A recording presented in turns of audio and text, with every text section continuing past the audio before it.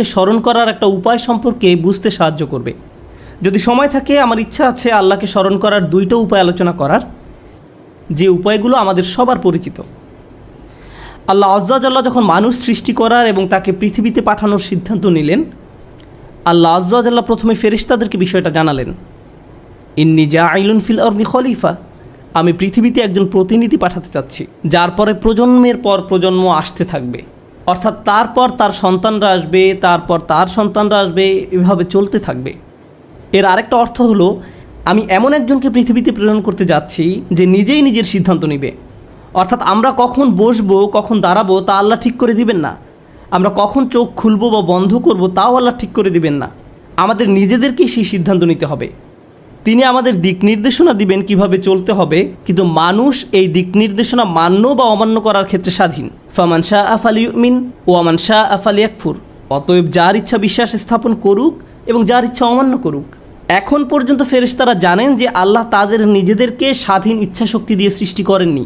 আল্লাহ আজ্জা জাল্লাহ বলছেন, লা ইয়াসুনাল্লাহা মা আমারহুম ওয়া ইয়াফআলুনা মা ইউমারুন, তারা আল্লাহ তাআলা যা আদেশ করেন তা অমান্য করেন না, আল্লাহ যা তাদের করতে আদেশ করেন ফেরেশতারা তাই করে। এখন আল্লাহ ফেরেশতাদের বলছেন, আমি নতুন এমন একজনকে সৃষ্টি করতে যাচ্ছি এবং যাকে আমি পৃথিবীতে পাঠাবো তার স্বাধীন ইচ্ছা শক্তি থাকবে, আর তারা প্রজন্মের পর প্রজন্ম ধরে পৃথিবীতে বসবাস করবে। ফেরেশতারা খুবই অবাক হলো। প্রসঙ্গত ইহুদি এবং খ্রিস্টানদের কাছেও আদম এবং হাওয়ার ঘটনার একটা বর্ণনা আছে, তাদের বাইবেলে এই ঘটনার একটা বর্ণনা পাওয়া যায়, কিন্তু ঘটনার এই অংশটা যা কোরআনে বর্ণিত আছে সেটা বাইবেলে পাওয়া যায় না, কোরআন ছাড়া আর কোথাও এটি পাওয়া যায় না। তো আল্লাহ আজ্জা জাল্লাহ তাদের বলেন, আমি পৃথিবীতে মানুষ প্রেরণ করতে যাচ্ছি। তখন তারা বলল, আতাজালু ফিহা মাইয়ুফসিদু ফিহা ওয়া ইয়াসফিকুদ দিমা, আপনি কি সেখানে এমন কাউকে সৃষ্টি করবেন যে তাতে ফাসাদ করবে এবং রক্ত প্রবাহিত করবে? তারা সেখানে দুর্নীতি করবে, অপরাধ করবে, ফাসাদ তৈরি করবে। ফাসাদ মানে হলো সব ধরনের অপকর্ম, দুর্নীতি, চুরি বাটপারি, অনিষ্ট, বিশৃঙ্খলা। ওয়া ইয়াসফিকুদ দিমা, রক্তপাত করবে, তারা খুন খারাপি করবে। দাম অর্থ রক্ত আর দিমা অর্থ রক্তের নদী। তারা অনিষ্ট সাধনে এত বেশি তৎপর হবে যে কখনো কখনো গোটা গ্রামে বেপরোয়া হত্যাকাণ্ড চালাবে, বোমা মেরে পুরো শহর জ্বালিয়ে দেবে। তারা এভাবে অসংখ্য হত্যাকাণ্ড করবে। আদম আলাইহিসসালামকে দুনিয়ায় প্রেরণের পূর্বেই ফেরেশতারা এই ভয়টা পাচ্ছিল। তারা আল্লাহকে বলল, বিষয়টা তো আমরা বুঝতে পারছি না, আপনি কিভাবে এমন কাউকে পৃথিবীতে পাঠাবেন? তখন আল্লাহ বললেন, ইন্নী আ'লামু মা লা তা'লামুন, নিশ্চয়ই আমি যা জানি তোমরা তা জানো না। আজকে আমি আপনাদেরকে ঘটনাটি বলতে যাচ্ছি না, কিন্তু আমি ঘটনাটির একটি অংশের উপর ফোকাস করতে চাই। তারপর আল্লাহ আজ্জা ওয়া জাল্লাহ তাদের নিকট প্রমাণ করলেন কেন তিনি সঠিক আর তারা ভুল। আল্লাহ যখন তাদের নিকট প্রমাণ করলেন তখন ফেরেশতারা বলল, সুবহানাকা লা ইলমা লানা। ফেরেশতারা বলল, সুবহানাকা। সেখান থেকে আজ যখন আমরা আল্লাহকে স্মরণ করতে যাই, অন্যতম কমন যে শব্দটি আমরা বলে থাকি তা হলো সুবহানাল্লাহ। ফেরেশতারা আল্লাহকে এই কথা বলেছিল কারণ তারা উপলব্ধি করেছিল যে আল্লাহকে প্রশ্ন করার সময় তারা হয়তো ভুল করে ফেলেছে। তারা বুঝতে পারেনি আদম সৃষ্টি করার পেছনে আল্লাহর পরিকল্পনা কী ছিল।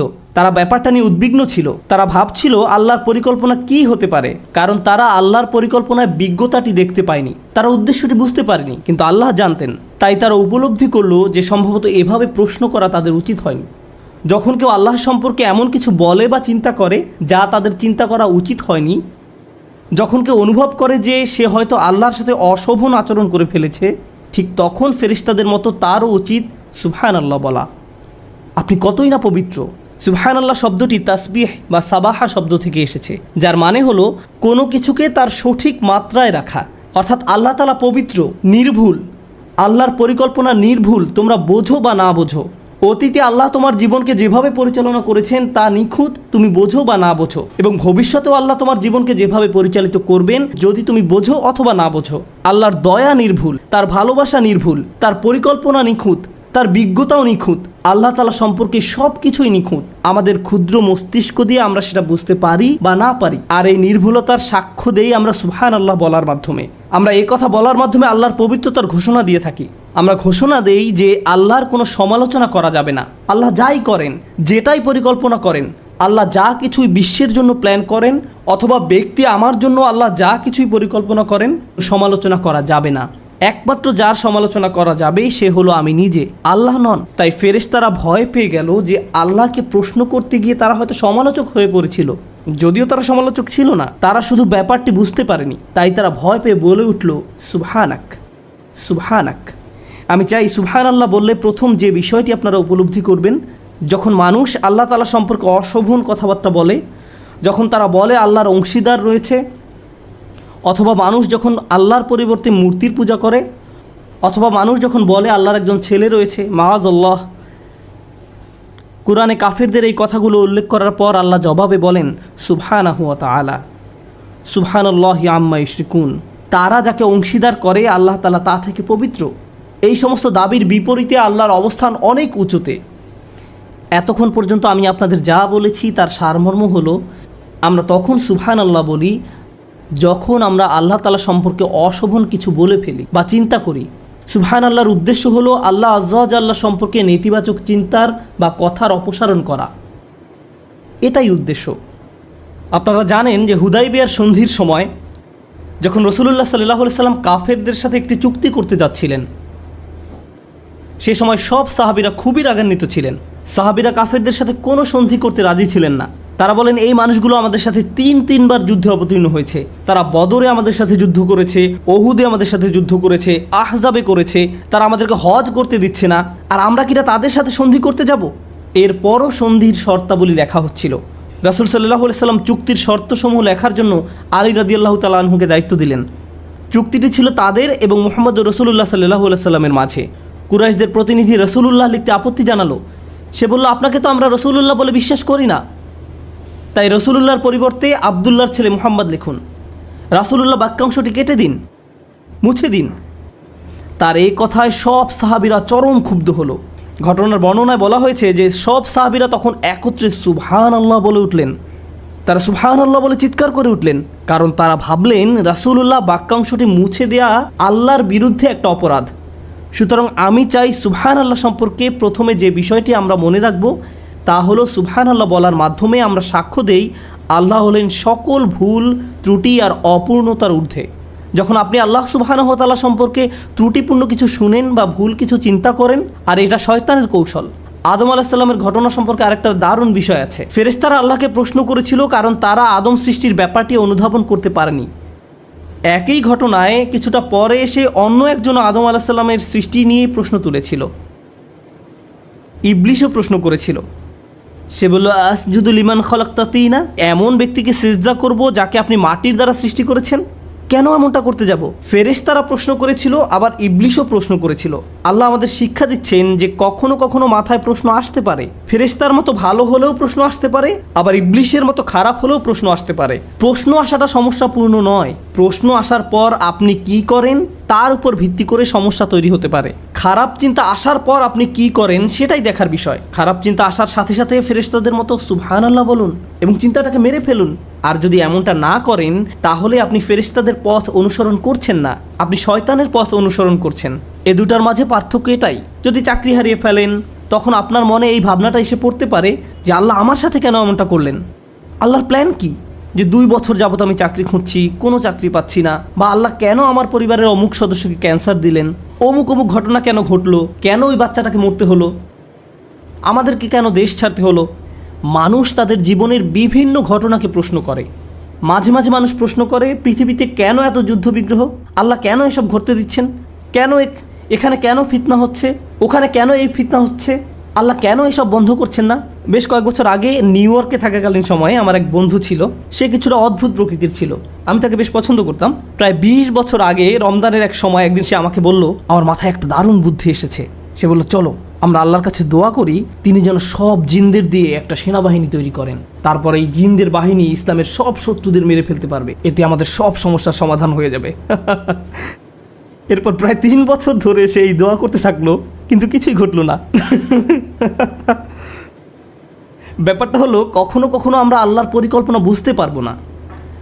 আমাদের কাছে আমাদের পরিকল্পনাটাকে নিখুঁত মনে হয়, আমাদের ন্যায় বিচারের ধারণাটাকে নিখুঁত মনে হয়। কেউ হয়তো আপনার সাথে অন্যায় করছে, মিথ্যা বলছে বা প্রতারণা করছে, আপনাকে অপমান করেছে, আপনার নামে কুৎসা রটিয়েছে, কিন্তু আপনি দেখতে পাচ্ছেন সে খুব মনের সুখে চিকেন বিরিয়ানি খাচ্ছে। এখন আপনি তার দিকে তাকিয়ে আছেন আর বলছেন, এটা তো ন্যায্য নয়, সে এত সব অন্যায় করার পর তার তো কিছুই হয়নি, আল্লাহর ন্যায় বিচার কোথায়? আপনি যখন এভাবে প্রশ্ন করতে থাকেন যে তাদের তো শাস্তি ভোগ করা উচিত ছিল, তার গলায় কেন বিরিয়ানি আটকে যাচ্ছে না, আপনি যখন এইরূপ প্রশ্ন করতে থাকেন, ঠিক সে সময় আপনার নিজেকে কোন কথাটি মনে করিয়ে দেওয়া উচিত? সুবহানাল্লাহ। কারণ আল্লাহর ন্যায় বিচার সব সময় আপনার ন্যায় বিচারের চেয়ে উত্তম।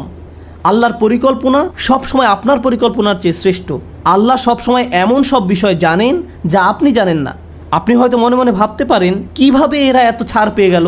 ভাবছেন আল্লাহ হয়তো কোনোভাবে তাদের ছেড়ে দিয়েছেন। কিন্তু এভাবে চিন্তা করার অর্থ হলো আপনার মাথায় কোনো এক জায়গায় এই চিন্তাটা ঘুরপাক খাচ্ছে যে আল্লাহ ন্যায় বিচার করেননি। আর যদি মনে করেন আল্লাহ ন্যায় বিচার করেননি, আর সেজন্য এই চিন্তা থেকে একটু পেছনে সরে এসে আপনাকে বলতে হবে, সুবহানাল্লাহ, হে আল্লাহ, আপনি নিখুঁত, ত্রুটিহীন, আপনি পবিত্র। বুঝা গেল? এটাই সুবহানাল্লাহের প্রকৃত অর্থ। আর আসলে আল্লাহ আমাদেরকে শিখিয়েছেন, রাসূলুল্লাহ সাল্লাল্লাহু আলাইহি সাল্লাম আমাদের শিখিয়েছেন, এবং এমনকি কোরআনেও বলা হয়েছে, ওয়াসাব্বিহ বিহামদি রাব্বিক। আর আমরা বলে থাকি সুবহানাল্লাহ, আলহামদুলিল্লাহ, ঠিক কি না? তো প্রথমে সুবহানাল্লাহ এবং পরে আলহামদুলিল্লাহ। কেন? কারণ আল্লাহ সম্পর্কে খারাপ চিন্তা থেকে মুক্ত না হলে সত্যিকার অর্থে আল্লাহকে ধন্যবাদ দিতে পারবেন না এবং আল্লাহর প্রশংসাও করতে পারবেন না। আপনি হয়তো মুখে বলবেন আলহামদুলিল্লাহ, অন্তরে এটা অনুভব করবেন না। এমন মানুষের সাথে কখনো দেখা হয়েছে যারা তাদের জীবন নিয়ে সুখী নয়? সব কিছু কেমন যাচ্ছে? আলহামদুলিল্লাহ। সে মুখে বলছে আলহামদুলিল্লাহ, কিন্তু আল্লাহ তার জীবন যেভাবে পরিচালিত করছেন তাতে সে সুখী নয়। সে এই ব্যবস্থাপনার বিরুদ্ধে আপত্তি তুলছে। কোন জিনিসটা অনুপস্থিত? সুবহানাল্লাহ অনুপস্থিত। আর সে কারণেই তার আলহামদুলিল্লাহ দুর্বল। সুবহানাল্লাহ না থাকলে আলহামদুলিল্লাহ পূর্ণাঙ্গ হবে না। আর তাই রাসূলুল্লাহ সাল্লাল্লাহু আলাইহি সাল্লাম কত নিখুঁতভাবে বলছেন আমাদেরকে, সুবহানাল্লাহি নিসফাল মিজান ওয়ালহামদুলিল্লাহি তামলাউল মিজান। সুবহানাল্লাহ হলো পাল্লার অর্ধেক, আর আলহামদুলিল্লাহ সে পাল্লাকে পরিপূর্ণ করে দেয়। মন থেকে সুবহানাল্লাহ তাসবিহ করতে না পারলে আল্লাহর প্রশংসা করার পর্যায়ে পৌঁছতে পারবেন না। সর্বশেষ সুবহানাল্লাহ সম্পর্কে যে ব্যাপারটি শেয়ার করতে চাই, আজকে শুধু সুবহানাল্লাহ নিয়েই কথা বলবো। ভেবেছিলাম যে আজকে সুবহানাল্লাহ এবং আলহামদুলিল্লাহ উভয়টা নিয়ে কথা বলবো, কিন্তু আগামী পরশু ইনশাআল্লাহ আমরা আলহামদুলিল্লাহ নিয়ে কথা বলবো, যেন আমরা এই দুই বাক্যের কদর করতে পারি। চলুন আজকে শুধু সুবহানাল্লাহ নিয়ে কথা বলি। সুবহানাল্লাহর একটি দিক হলো নেতিবাচক চিন্তাকে দূর করে দেয়া, কিন্তু এর আরও একটা দিক রয়েছে। অপর দিকটি হলো, কোরআনের অনেক জায়গায় আল্লাহ আজ্জা জাল্লাহ মানুষকে সুবহানাল্লাহ বলার প্রতি উৎসাহিত করেছেন, আবার অনেক জায়গায় নবীরা নিজেদেরকে সুবহানাল্লাহ মনে করিয়ে দিয়েছেন। আপনাদের মনে রাখতে হবে, সুবহানাল্লাহ হলো সেই ঘোষণা দেয়া যা আল্লাহ হলেন পবিত্র এবং নিখুঁত। ফেরাউনকে চ্যালেঞ্জ জানানোর জন্য দায়িত্ব দেওয়া হয়েছিল মূসা আলাইহিস সালামকে। তিনি আল্লাহর কাছে দোয়া করেন যে আমার একার পক্ষে এই দায়িত্ব পালন করা কঠিন হবে, আমার ভাইকে আমার সাথে দিন। আশদুদ বিহি আজরি ওয়াশরিকুহু ফি আমরি, তার মাধ্যমে আমার কোমর মজবুত করুন এবং তাকে আমার কাজে অংশীদার করুন। তখন আল্লাহ হারুন আলাইহিস সালামকে তার সাথী করে দিলেন। তারপর তারা উভয়ে গেলেন এবং ফেরাউনকে চ্যালেঞ্জ করলেন। মূসা আলাইহিস সালাম যখন হারুন আলাইহিস সালামকে সাথে দেওয়ার জন্য দোয়া করেন, কাই নুসাব্বিহাকা কাসীরা ওয়া নাযকুরাকা কাসীরা ইন্নাকা কুনতা বিনা বাসীরা, সহজভাবে বললে আমার ভাইকে আমার সাথে দিন, যেন আমরা উভয়ে অনেক বেশিবার সুবহানাল্লাহ বলতে পারি এবং যেন আমরা আপনাকে অনেক বেশি স্মরণ করতে পারি। প্রথমে তিনি হারুন আলাইহিস সালামকে চাইলেন যেন হারুন আলাইহিস সালাম তাকে ফেরাউনের মোকাবেলায় সাহায্য করতে পারেন। এরপর মূসা আলাইহিস সালাম আল্লাহর নিকট ব্যাখ্যা করে বললেন, আমি হারুনকে আমার সাথে চাই যেন সে এবং আমি অনেক বেশি আল্লাহর স্মরণ করতে পারি। এখন ফেরাউনকে মোকাবেলার সাথে সুবহানাল্লাহর সম্পর্ক কি? যখন আপনি ইসলামের দাওয়াত দেন, কারো নিকট ইসলাম ব্যাখ্যা করেন, ধরুন রাস্তায় কারোর সাথে আপনার দেখা হলো এবং সে আপনাকে ইসলাম সম্পর্কে বিভিন্ন প্রশ্ন করতে লাগলো, আর আপনিও তার উত্তর দিতে থাকলেন। অনেক সময় আপনি আল্লাহর বাণী পৌঁছে দিতে চান, ঠিক কিনা? এখন কারো যদি ফেরাউনের মতো ব্যক্তিত্ব থাকে, সে আপনাকে নিয়ে তুচ্ছ তাচ্ছিল্য করবে, সে আপনার ধর্ম নিয়ে হাসি ঠাট্টা করবে, আপনার নবীকে নিয়ে ব্যঙ্গ করবে, আপনার ধর্মের কিতাব নিয়ে ব্যঙ্গ করবে, এবং ফেরাউনও ঠিক এটাই করেছিল। এখন কেউ যদি আপনাকে নিয়ে উপহাস করে, এতে কি আপনার মেজাজ খারাপ হবে না? এতে আপনার প্রচণ্ড রাগ হবে। এখন আপনি জানেন না এই রাগ হওয়াটা কি আপনার ব্যক্তিত্বের উপর আঘাত আসার কারণে হয়েছে, নাকি আল্লাহর দ্বীনকে অপমান করার কারণে হয়েছে? কারণ আপনি তো এখানে নিজের ইগোর প্রতিনিধিত্ব করছেন না, আপনি এখানে আল্লাহর দ্বীনের প্রতিনিধিত্ব করছেন।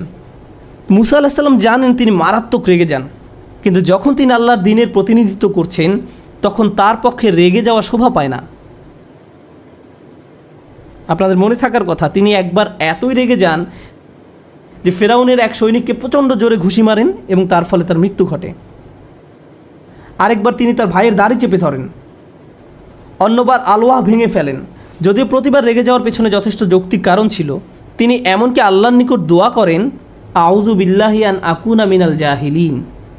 তিনি জানতেন যে ফেরাউন এমন সব কথা বলবে যা তাকে রাগিয়ে তুলবে, আর এভাবে যদি তিনি রেগে যান তাহলে আল্লাহর দেয়া দায়িত্ব ঠিকভাবে পালন করতে পারবেন না। আল্লাহ হলেন নিখুঁত, পবিত্র, ত্রুটিহীন, নিখুঁত, পবিত্র আল্লাহ আমাকে এই দায়িত্ব দিয়েছেন।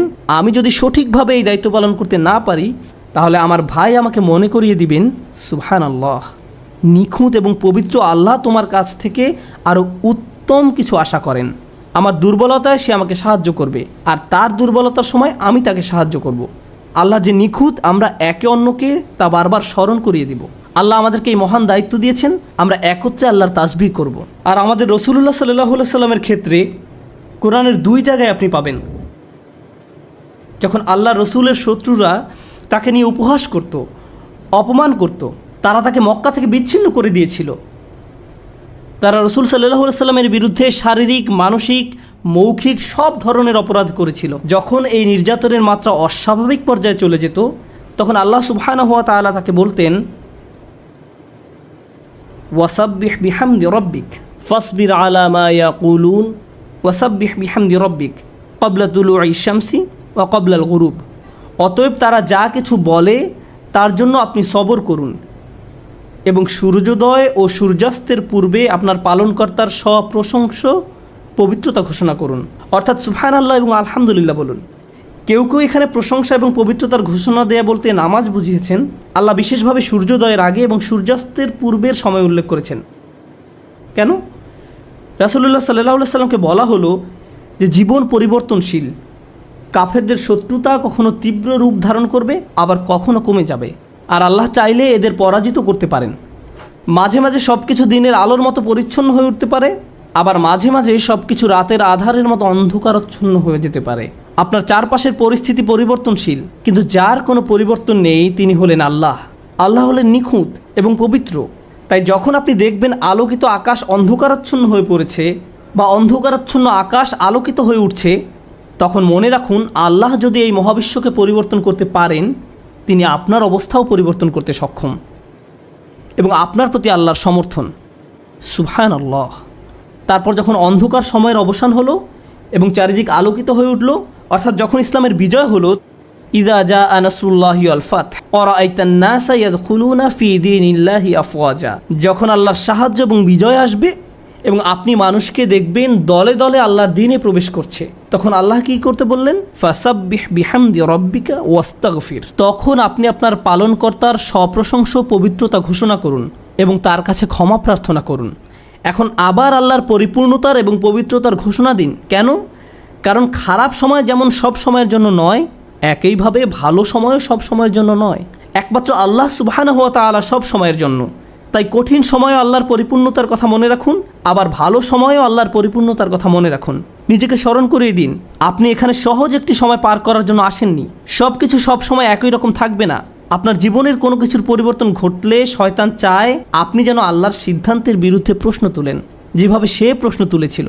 শয়তান আল্লাহ সুবহানাহু ওয়া তাআলাকে দোষ দিয়েছিল, ফাবিমা আগওয়াইতানি, আপনি আমাকে পথ ভ্রষ্ট করেছেন, আপনি কেন আমাকে পথ ভ্রষ্ট করলেন, আপনি কেন আমাকে বিপথগামী করলেন, হে আল্লাহ এটা আপনার পরিকল্পনা ছিল। শয়তান এভাবে চিন্তা করেছিল, আর সে চায় আপনি আমিও যেন ঠিক একই রোগে আক্রান্ত হই। আর আল্লাহ আযজা জাল্লা ফেরেশতাদের শিখিয়েছেন এই রোগের সমাধান হলো সুবহানাল্লাহ, আর তাদের মাধ্যমেই তিনি আমাদের শিখিয়েছেন যেন আমরা সুবহানাল্লাহ ঘোষণা দিয়া মানুষদের অন্তর্ভুক্ত হতে পারি। আমি দোয়া করি আল্লাহ যেন আমাদেরকে তার তাসবিহ করা মানুষদের অন্তর্ভুক্ত করেন, আর তার তাসবিহ করার মাধ্যমে আমরা যেন আমাদের রব, আমাদের মালিক আল্লাহ সুবহানাহু ওয়া তাআলা সম্পর্কে অসমীচীন কোনো চিন্তা না করি, কোনো অনুভূতি বা শব্দ মনে আনা থেকেও দূরে থাকতে পারি। সুবহানাল্লাহিল আযীম।